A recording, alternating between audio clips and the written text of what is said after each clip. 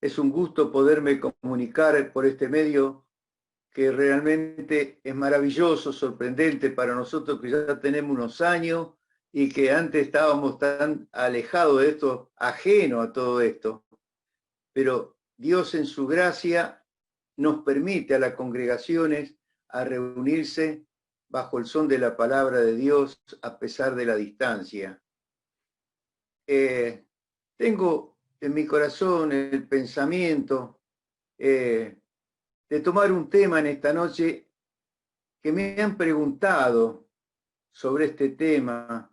Y bueno, yo me acuerdo que en una oportunidad, hace muchos años, estuvo don Luis Carballosa en casa y estuvimos hablando sobre varios temas que, bueno, son a veces un poquito enredados el conocimiento. Pero don Luis me dijo, mira Arnaldo, lo importante es lo que dice la Biblia. Cuando uno tiene un problema y no lo puede solucionar, tenés que estudiar la Biblia, porque ahí está todo.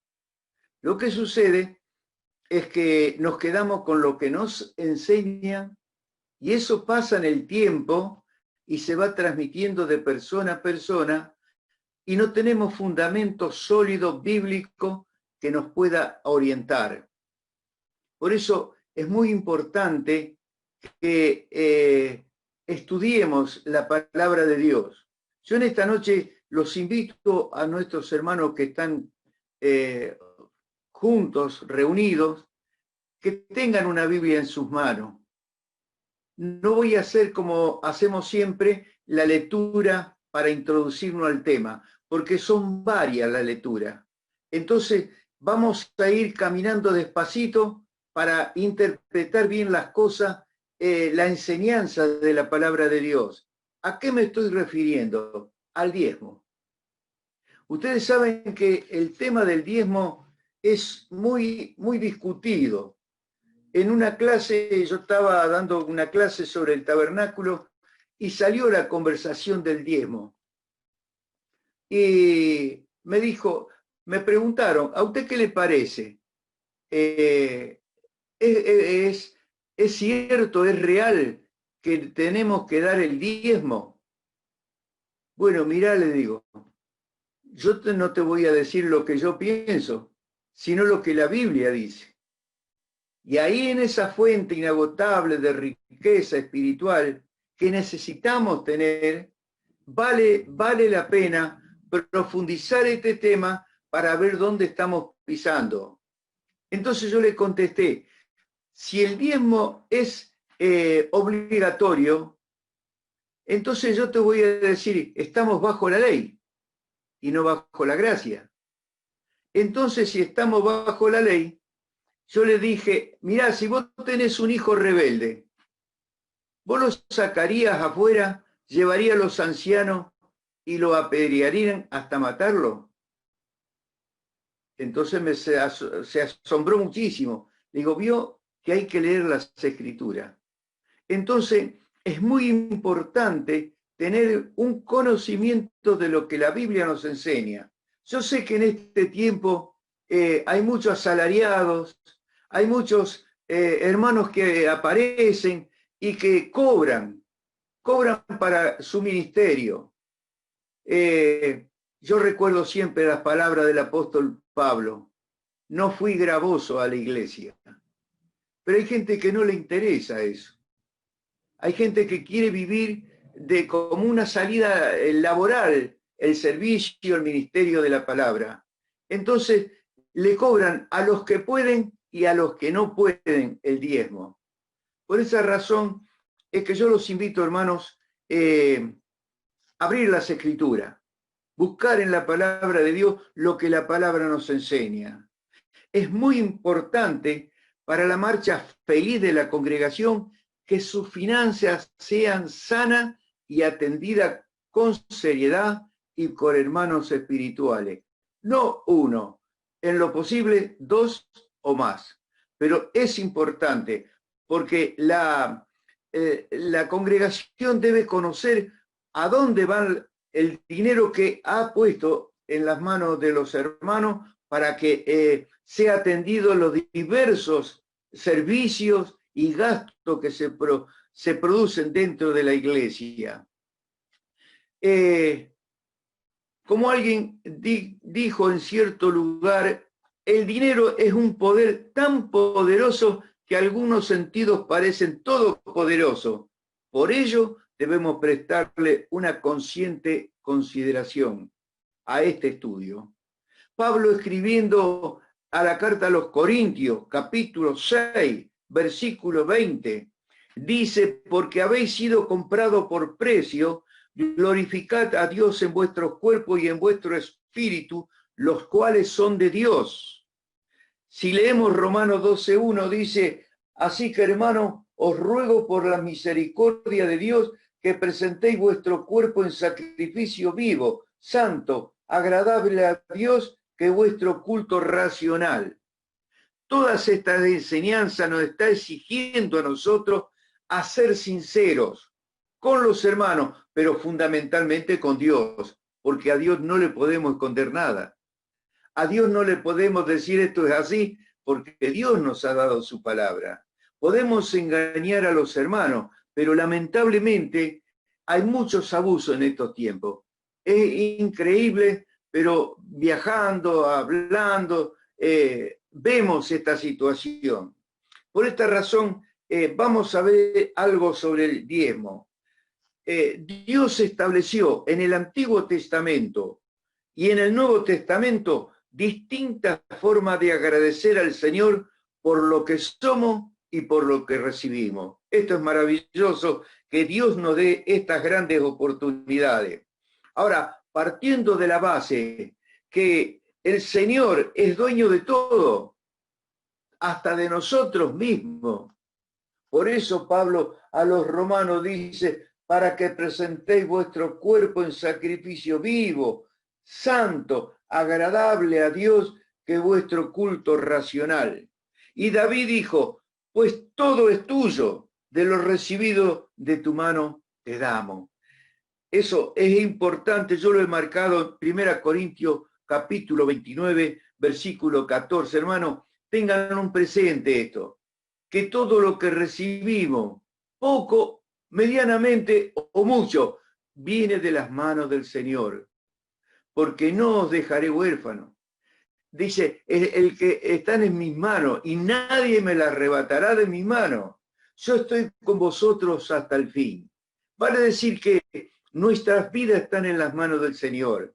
Y como tanto, por lo tanto, debemos respetar los principios que Él nos ha establecido en su palabra. Encontramos en los estudios que podemos tener que los diezmos fueron obligatorios y las ofrendas eran voluntarias. Eran dos oportunidades que tenía el israelita de dar el diezmo de una forma obligatoria y las ofrendas eran voluntarias. Las primeras lecciones sobre el diezmo aparecen anterior a la época legal, antes que se dictara la ley. Y ustedes saben que hay escritores, historiadores por cierto, que dicen que antes de que Abraham ofreciera el diezmo, ya había pueblos del mundo de aquel entonces que ofrecían a sus dioses el diezmo. Traían los frutos de la tierra y lo ofrecían a sus dioses. Vale decir que no era algo que había descubierto Abraham, sino que eran costumbres. No olvidemos que Abraham vino de la tierra de Ur de los Caldeos. Era de un pueblo pagano, pero Abraham vino conociendo esta práctica y habiendo ganado una batalla contra 4 reyes, la trajo al rey de aquel entonces y entregó los diezmos de todo a Melquisedec. Así vemos, mis queridos hermanos, cómo se va formando la cosa. La primera mención del diezmo, ustedes lo van a leer en Génesis capítulo 14, versículo 20. Es importante ir marcando la Biblia para que ustedes sigan estudiando estos puntos.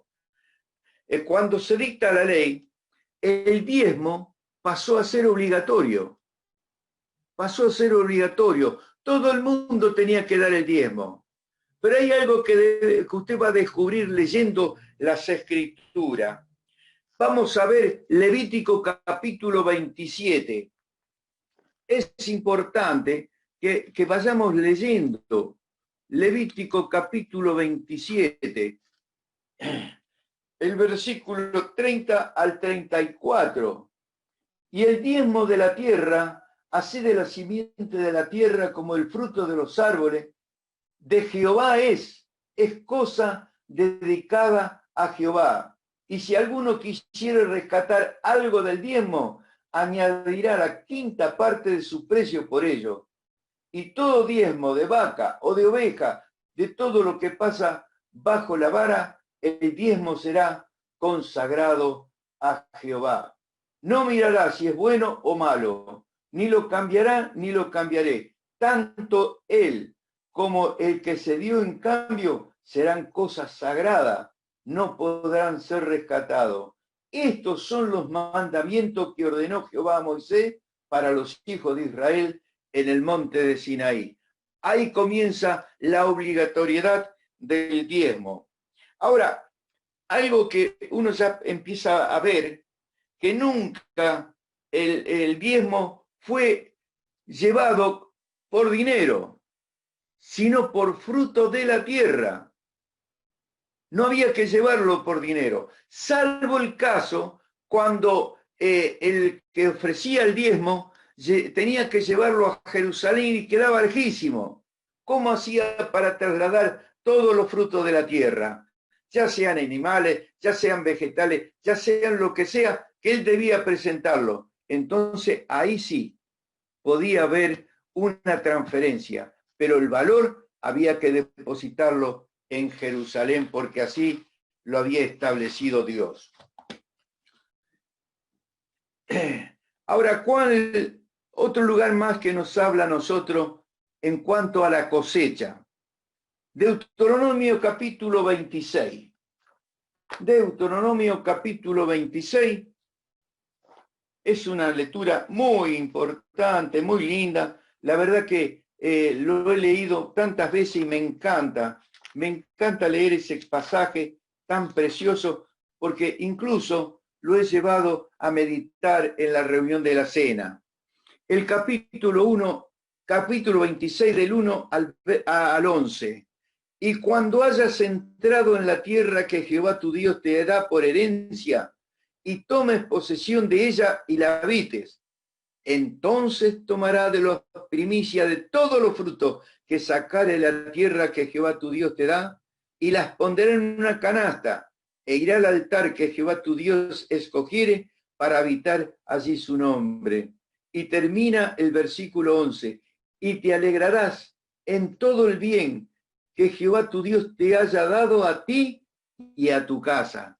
Es decir, hermano, si él dio el diezmo, le quedó el 90% de ganancia y estaba muy contento porque Dios había multiplicado aquella cosecha, aquello que la tierra podía darle, esa tierra que, como dice aquí, fluye leche y miel. Y te presentarás al sacerdote que hubiera en aquellos días y le dirá: declaro hoy a Jehová tu Dios que he entrado en la tierra que juró Jehová a nuestros padres que nos daría. Y el sacerdote tomará la canasta de tu mano y la pondrá delante del altar de Jehová tu Dios, etcétera, etcétera. Esto es precioso, encontrar que los frutos de la tierra era lo que se tenía que ofrecer.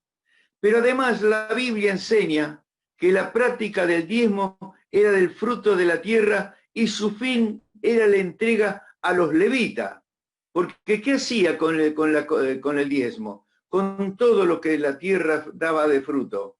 Dice que en Número capítulo 18, esto es muy importante también, Número 18, versículo 8, dijo más Jehová a Aarón: he aquí, yo te he dado también el cuidado de mis ofrendas. Todas las cosas consagradas de los hijos de Israel te he dado por razón de la unción y a tus hijos por estatuto perfecto.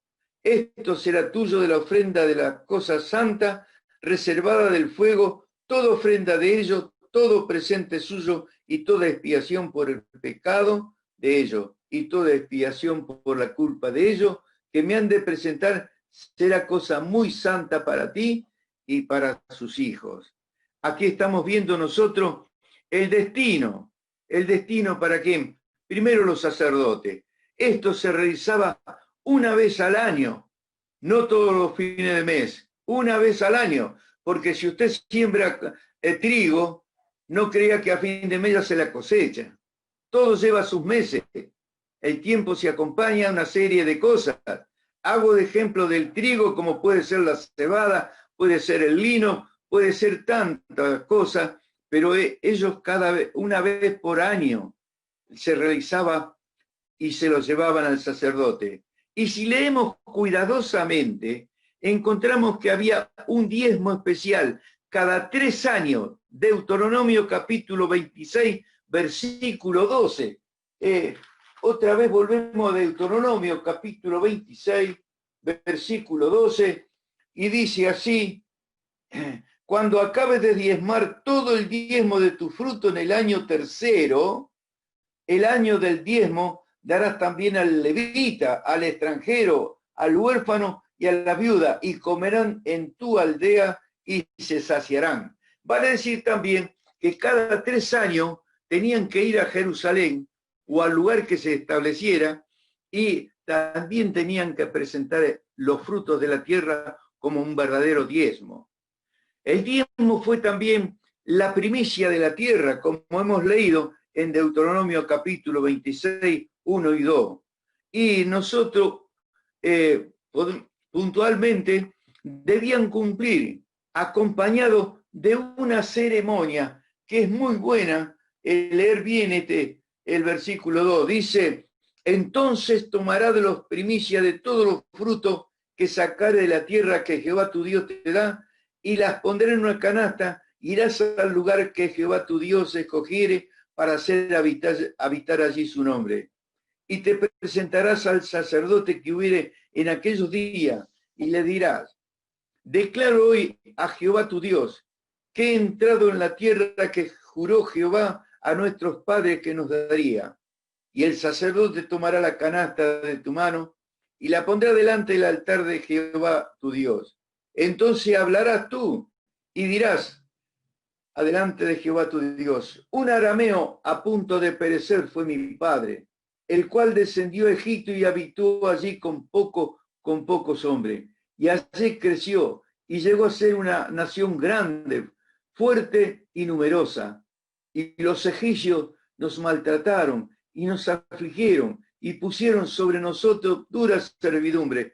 Y es bueno seguir la lectura, porque ahí ellos valoraban lo que Dios había hecho. Por eso cumplían puntualmente con el diezmo y con todo lo que Dios le iba proveyendo en la tierra a la cual ellos habían entrado. Pero había otras cosas más importantes, es que si no se daban los diezmos, estaban robando a Dios. Esto era muy solemne, muy serio, y con Dios no se jugaba, y con sus terribles consecuencias. Podemos leer en Malaquía. Esto también es bueno leer, porque Malaquías también está hablando a nosotros de algo que nos enseña muchas realidades. Versículo 6 del capítulo 3 de Malaquías: porque yo Jehová no cambio, dice. Por esto, hijos de Jacob, no habéis sido consumidos. Desde los días de nuestros padres os habéis apartado de mis leyes y no las guardasteis. Volveos a mí y yo me volveré a vosotros, ha dicho Jehová de los ejércitos. Mas dijiste: ¿en qué hemos de volvernos? ¿Robará el hombre a Dios? pues vosotros me habéis robado. Y dijiste, ¿en qué te hemos robado? En vuestros diezmos y ofrenda. Maldito soy por maldición, porque vosotros, la nación toda, me habéis robado. Pero agrega, traed todos los diezmos al alfolí y haya alimento en mi casa y probadme ahora en esto, dice Jehová. Acá, mis hermanos, tenemos que tener mucho cuidado de aceptar ciertas doctrinas que no nos competen. Malaquías nos habla de esta situación. Ustedes recuerdan, si ustedes han leído el libro de Isaías, cuando el israelita venía y ayunaba, un ayuno de un sacrificio tremendo, tremendo. Pero ¿qué pasaba después? Se habían limpiado, habían arreglado toda su situación espiritual, pero se volvían a las viejas costumbres. Y entonces Dios tuvo que decirle, estoy cansado, no acepto más esto ya se terminó, porque ustedes me hablan del ayuno, pero no hay transformaciones en ustedes. Por esta razón es que acá se repite con los de diezmo. Acá los diezmos también, en lo que no diezmaban, estaban bajo maldición, como hemos leído. Maldito soy con maldición, porque vosotros, la nación toda, me habéis robado. Mis queridos hermanos, esto no nos toca a nosotros. No nos tiene que preocupar, pero sí saberlo fundamental, porque entonces nos vamos a dar cuenta que algunas personas están negociando como Simón, cuando vio que los apóstoles sanaban las personas, dijo, aquí está mi negocio. Y así le fue. Miren, con Dios no se juega. No le podemos agregar nada a lo que está escrito. Lo que está escrito está. Tenemos que tener conciencia de eso. Y tenemos que ser respetuosos de todas las enseñanzas que la palabra de Dios nos indica. Mire, hermano, el Nuevo Testamento no enseña que debemos diezmar, porque no está el templo, porque el templo fue destruido por emperador Tito en el año 70 de nuestro Señor. Yo tuve la oportunidad de estar en el templo, en la pared del templo, en el subsuelo, porque después con varios terremotos que se sucedieron después del año 70, fue levantando el nivel de piso y quedó allá hundido lo que fue una vez el templo. Que tal es así que tengo una piedrita como recuerdo de aquella pared grande donde hoy es el muro de los lamentos, donde los judíos se acercan y oran con un respeto tan grande, señoritas jóvenes sentadas allí frente a los muros y leyendo la Torá, y ahí estaban pidiendo el cumplimiento de las profecías, pero el templo no está. ¿Y quién más no está? Bueno, al no haber actividades, el templo no estar, entonces tampoco están los levitas. ¿Para quienes eran los receptores de todos los diezmos que Dios había establecido? Pero tampoco hay sacerdotes. Los sacerdotes, la última vez que se menciona cuando fue crucificado el Señor. Y dice que el velo del templo se rasgó de arriba abajo. Yo me imagino siempre qué habrá sido el susto que se habrá pegado el sacerdote que estaba oficiando en esos días de la Pascua. Fíjense que era la fiesta más grande que recordaba Israel. Y ahí estaba el sacerdote, pero se le movió el piso, se rajaron las paredes, el velo del templo se rasgó de arriba abajo. De todas estas cosas que pasaron, ahí terminaron. Ya no están tampoco los sacerdotes. ¿Y a dónde llevarían los hebreos los frutos de la tierra? Ya no hay más. No hay más actividades de esto. Algunos pasajes, aún de los evangelios y en las palabras del Señor, citan como para asociarla y para mostrar que el diezmo está todavía. Cuando nosotros vemos Hechos capítulo 2 y el descenso del Espíritu Santo, la formación de la iglesia, los dones de la iglesia y todas estas cosas, vemos que va avanzando y después van creciendo las iglesias, los grupos van creciendo. Y entonces llegamos al capítulo 15 de los Hechos de los Apóstoles, cuando está el concilio en Jerusalén. Y ahí Pablo y Sila comentan ellos lo que les estaba pasando. Y había que adoctrinarlo, había que enseñarle, había que explicarle. Y entonces encontramos ahí en los Hechos de los Apóstoles esta enseñanza que se le transmite y que los hermanos tenían que llevar a cada una de las iglesias. Esto es importante leer también y ver que no hay nada que pueda a nosotros llamarnos la atención. Dice capítulo 15 de los Hechos, del versículo 12 en adelante, entonces toda la multitud cayó y oyeron a Bernabé y a Pablo, que contaban cuán grandes señales y maravillas había hecho Dios por medio de ellos entre los gentiles. Y cuando ellos callaron, Jacobo respondió diciendo: varones hermanos, Simón ha contado cómo Dios visitó por primera vez a los gentiles para tomar de ellos pueblo para su nombre.